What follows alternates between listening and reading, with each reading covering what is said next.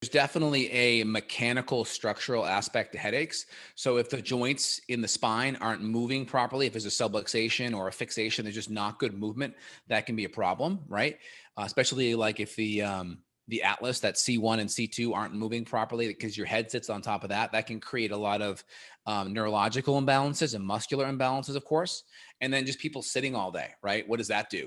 That's going to just create this forward head posture, and that takes these muscles here and makes them really tight.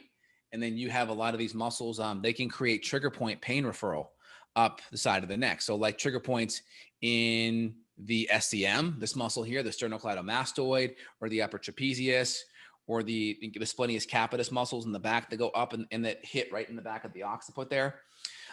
If these muscles get tight or they have trigger points, they can cause referral into the face. So you have subluxation, joint issues, and then those can cause neurological disturbances and blood flow issues. And then, of course, all of the trigger point referral from the muscle. So good chiropractic care can be helpful on the structural side. Ideally, you want a chiropractor that one can either do some kind of myofascial release or active release therapy, some kind of a soft tissue, or refer out for it. And then also taking a look at the postural stuff, like you mentioned, like making sure, like I'm at a stand desk right now, so I can stand half my day.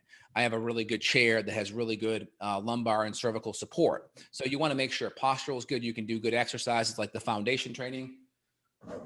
Eric Yeah, Goodman does that. He does a lot of the founder exercises like this, I love, yeah, prone the cobra. foundation training is a Like game this, changer for the back. If people that are on yeah. audio that are not seeing him, the founder pose is pretty cool. You basically put your arms up like you're praying to the sun gods above your head, and then you end up bending over, and then you open your chest up, and then you kind of stand up. It's a very, very good. Oh, it feels great.